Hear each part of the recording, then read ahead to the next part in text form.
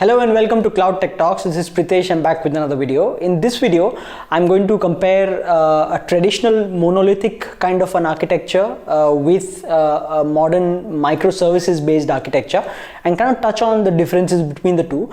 But I'll try to do it with a practical example and as to how it actually runs for a business with a use case. So hopefully you don't get lost in jargons and understand what really the message is behind it. So let's get started. So guys, to explain the difference between two kinds of architecture, let's write down the names on either side. So on one side you have a monolithic traditional architecture. You can just think of it that way, and here it's a more microservices based architecture. And don't worry about the naming convention that much. You will really get a hang of it. You understand what it really means when I explain it with a practical use case. So let's say we have a bank here, right? And the bank has a way to offer services digitally to customers, which means they use a mobile app, right? And every user needs to access this application, and it has to happen at scale. It has to happen with all the features, all the updates, all the security, everything in place, right?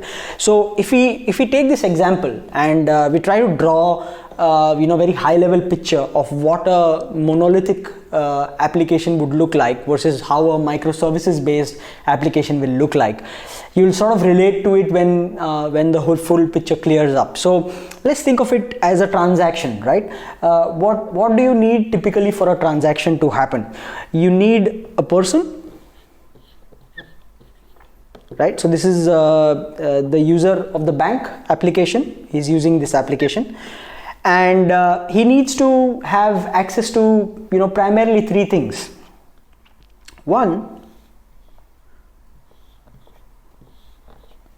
Number one, he needs to be authorized as a user, right? So how do you know whether this person who's using is a legitimate user? He's the one assigned for that application, that user account, etc. Second, you need a profile, which essentially is all the information about that user, whatever personal information there is related to that person's account, etc., and his bank balance and all the historic transactions as well.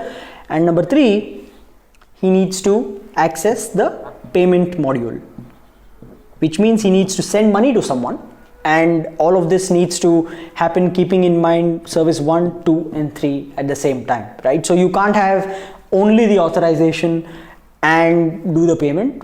You can't have only the profile and do the payment, or you just can't have authorization and profile and not have a payment module at all, right? So all these three modules, they are essential for a transaction to happen, right? In a traditional monolithic way, how this application would be designed is that there would be a machine.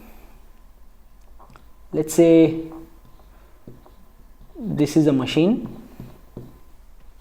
and this machine essentially would package this whole thing in one, right? So think of it as having this entire machine play, and the whole thing is installed on one single infrastructure.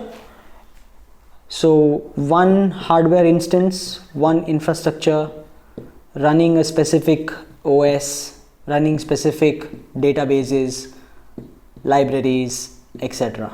Right? So all of the services inside this one package. Now the time comes where you evolve and you need to do more than what is listed down here, which means that a bank might need to add a module for, let's say, analytics. Analytics is very important, right? Because if you don't analyze user spend, user behavior, you can't really do that much to be able to market very accurately your modern day services from a banking perspective, right? So let's say he's only using a savings bank account, but you want to position to him a home loan or a personal loan or insurance. How can you do all of that if you don't know where he's spending his money, right? So all of that promotion marketing that happens to you as a consumer is because someone is running that analytics engine in the background and doing effective marketing to you that way, right? So if you want to add this module of analytics, you just simply can't add it like that and have all of this remain as is. You really have to rewrite the whole structure of this hardware, of this infrastructure, and then have a fourth module over here added. So it can't be just simply plus analytics. It cannot work that way. So I explained all of this because I wanted to explain how it works on the microservices part and why that was invented in the first place. So let's take the same example on the other side, where we look at this user who's still using the services of that bank, which is the savings bank account, on this application given by the bank itself. But in this case, there are 3 different microservices for authorization, profile, and payment. However, they are not functioning like this. They are functioning as individual microservices, and let's put an additional layer here. Let's say they are, instead of having access directly, they have a barrier here which makes all of this function independently, and this does the job of basically sending a message to the infrastructure, to the application, to how it's designed, to go back and authorize this user, go back to check the profile of the user, or go back to the user when it comes to having a payment executed. Now in this sort of an architecture, this will have its independent database or binaries, etc. This will have its own dependencies in terms of database, binaries, or operating system, etc. Over here again, database, binaries, etc. However, the difference here is that if I want to add another module for analytics,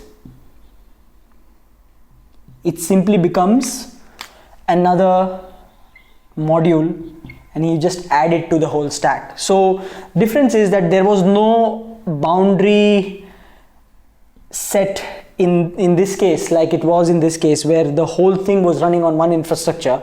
Here you are running 1 microservice, 2 microservice, 3 microservice, the 4th microservice, and that's why this becomes so much easier for you to consume as a service, right? And that's the real difference between having a monolithic application or a application which is designed based on a monolithic architecture, or based on modern day microservices based architecture. So in a nutshell, this is what I wanted to talk about. Hope this is clear. In future videos I will deep dive a little more on these concepts so that you get more clarity, but this is all for this one. Thanks for your time, and until next time, this is Pritesh signing off from Cloud Tech Talks. Thank you. Bye bye.